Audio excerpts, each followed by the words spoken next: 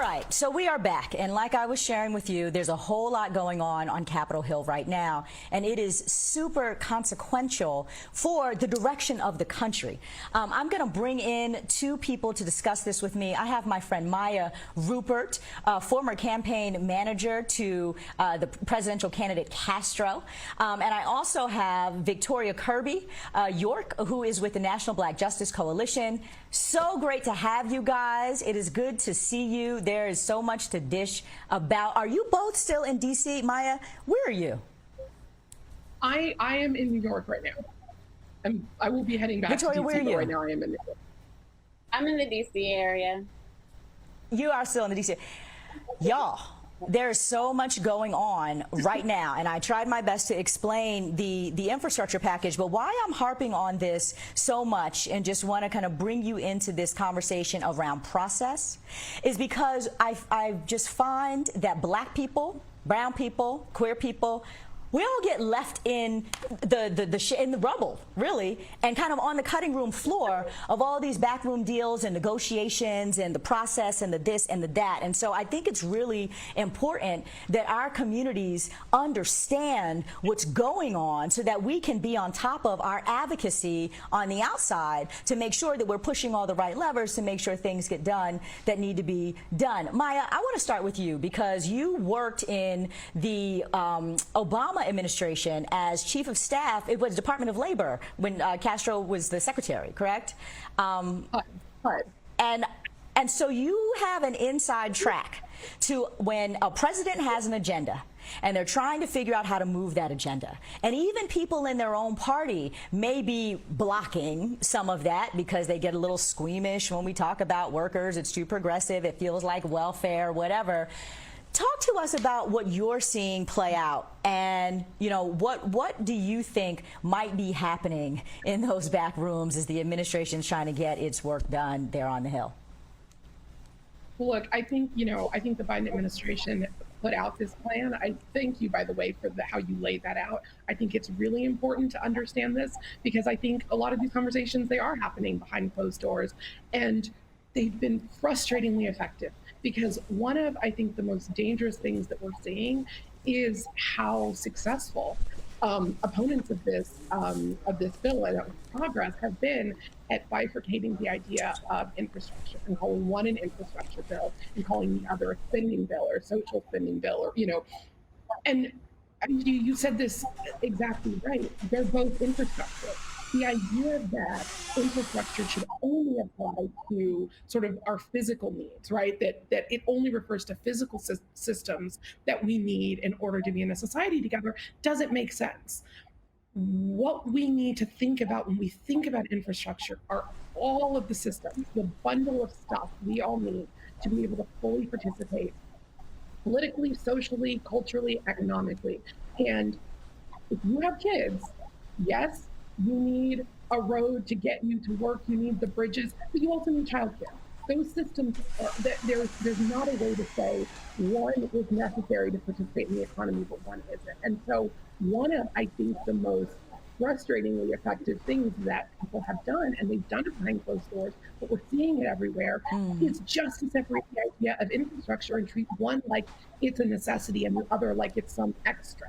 And so I think what we're seeing this week, and we've seen a number of, the folks in the Progressive Caucus really stand up on this, that you can't separate those things out. And we don't want one bill without the other. They only work in tandem. I mean, exactly. I want to bring Victoria into this. I know that you have spent a good chunk of your career working on behalf of marginalized people, right? And thinking about policy with regards to how it impacts those of us who aren't always in these negotiating rooms and at the table. And it's the policies like the ones that are in the human infrastructure bill that are really about investing in workers and investing in our ability to care for each other and ourselves and our families and our children, et cetera, that we can, benefit from most. Talk to me about how this is all landing for you, and what is your take on the bifurcation between the bills and then the hang up around the human infrastructure piece of it? Thank you. It's a great question. And I really appreciated your introduction because far too often people don't consider the process component policy. And it is all fair game throughout the process in ensuring that all of our needs are being met, and to look at every single part of the process as an opportunity to make sure that Black, brown, queer, and other marginalized communities, disabled folks, are a part of the conversation. You listed up a few things that's important. First of all, we made sure that folks knew what we mean when we say infrastructure, which often it's this big word that everyday people aren't talking about at the water cooler, and yet it's something that we all interface with. When you talk about roads, bridges, water, air, broadband, it comes down to two parts, right? That they're designed to get you to and from a place, and they're designed to keep you healthy. Well, what does it mean if our air and water are clean, if every other place that we're going to also offers environmental damage, and that when you do get it, you're not able to afford a hospital bill, or that you don't have long-term care workers who can handle the long-term impacts of some of these components on our health. You know, as Maya mentioned, what good is a bridge if you can't get to work? What good is a road if you don't have the opportunity to put your kids in quality pre-K, right? As a mom of a 4-year-old, that's something that I struggle with, especially as a queer mom, trying to find a quality private school, because it's, you know, make too much to get into some of the free programs for my child to be a part of. And there's a lot less opportunity to have legal when you experience discrimination than when you have a program that's backed by the government. That means something. And it also ensures that all of our kids have an equal shake. So yeah, it's critical. The both and are critical. You can't have one without the other, as the song goes. Yeah, no, I have to take a quick break for commercial, but I want to come back to you two and actually talk about the politics of what's going on, because the people get too often pushed aside for the politics. And I know that the Progressive Caucus has been front and center in making sure that our voices are heard. And I want to talk to you guys a little bit about that. Coming right up after this, we'll be back here on BNC Amplified. I am back with my friend Maya Rupert, and I also have with me Victoria Kirby York. And we are chopping up this whole mess that's happening right now in Congress with regards to the infrastructure package. And I call it a mess because, in theory, the Democrats are doing something so bold, something so impactful, frankly, trying to move legislation that would be perhaps as historic as the New Deal was, and really helping to build up and build back our economy, our country, our families, our communities post-pandemic. This would be quite huge. And yet I am always just flabbergasted at the way that moderates balk at doing something bold, doing something meaningful that would really revolutionize, you know, our country. I just don't quite get it all. And I want to get to some of the underlying politics here, because unfortunately, you know, the truth is that all politics are personal. There's a personal side to the politics. We feel it deeply in our pocketbooks, in our lives, as Black people for sure, and as LGBTQ people as well. But I have to say that I really get frustrated with the politics that are being played with so much of this. And let me start with you, Maya, because you have had a front row seat to presidential politicking. You were the campaign manager for Julian Castro. He ran with Joe Biden. It is not surprising to me that so much of what is in the Biden agenda was really informed by the people he ran against in that primary. And then you also ran Maya Wiley's campaign here in New York, who is very much part of the fabric of driving a progressive agenda. So I know you're familiar with the intentionality around these measures that are about and for the people. Give us a little, you know, kind of step back into how the progressive community has worked with this administration to get where we are on these measures that are right now in front of Congress.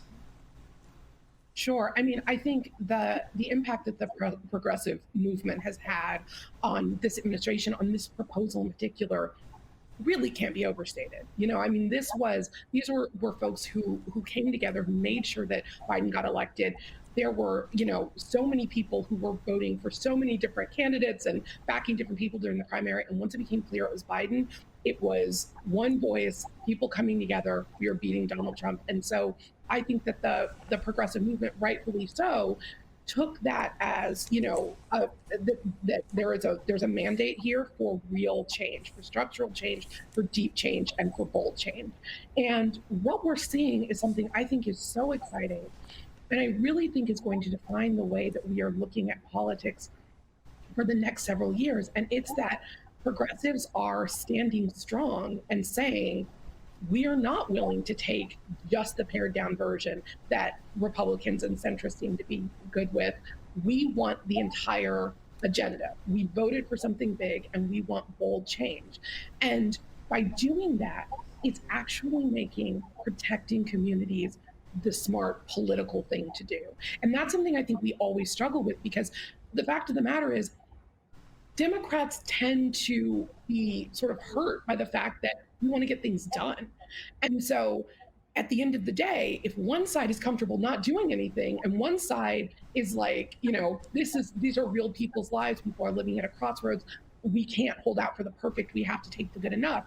They're always going to have to compromise more than Republicans are. But what we're seeing here, I think, is two interesting things. One, centrists actually have an incentive to get this passed. They were talking about this bipartisan bill. This was a big moment, and they want to see something done too. So it's two sides who actually want to see something done. And then two, we have an empowered and growing progressive movement within the Democratic Party that is willing to say, this is not a moment of, it's good enough, so we need to do it for people. This doesn't work unless it comes together, and we're going to stand strong on that. And I think that, to me, is the answer to the question when we see this over and over again, that, when progressives run, we have seen so many people say, that's not the path for Democrats. People need to be more centrist, need to be more moderate, need to sort of appeal to both sides. There's always this question of, can progressives govern? And we are seeing in action what happens. We are seeing a coalition that's growing every day of people who are saying, no, you are not going to leave our communities out. And it's the right thing to do, but we're also going to make it politically impossible for you to do it. They're finally maneuvering. Right.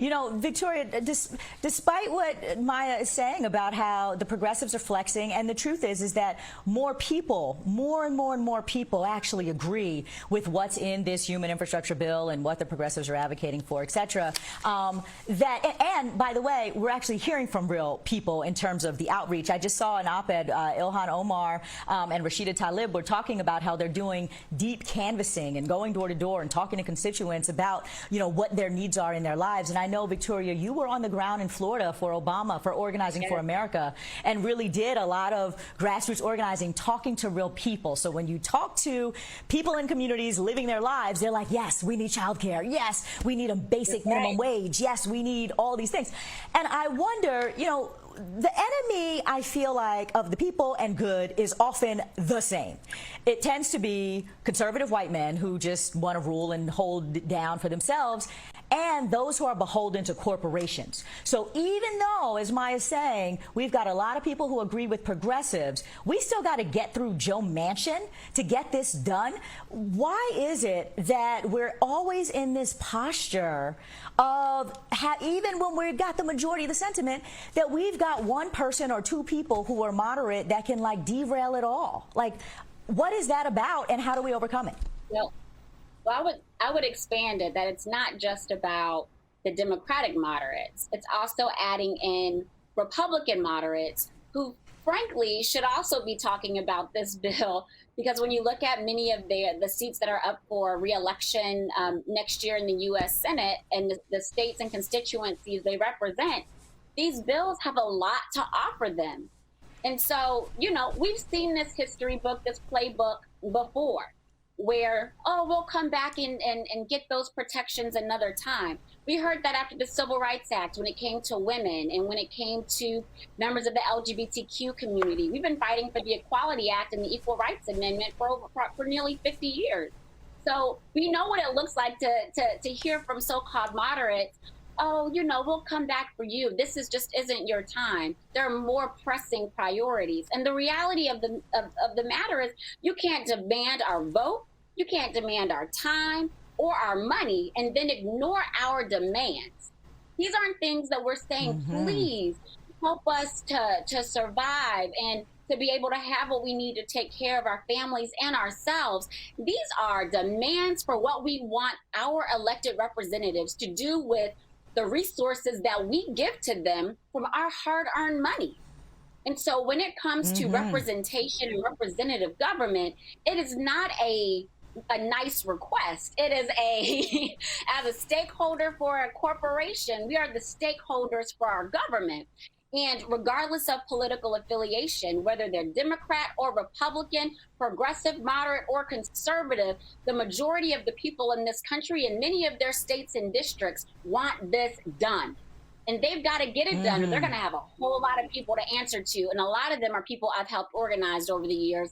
And I've had plenty of conversation in the 20 years that I've been doing this work to know that when people get fed up, they head to the polls in numbers you've never seen before. We saw just a taste of it in 2018.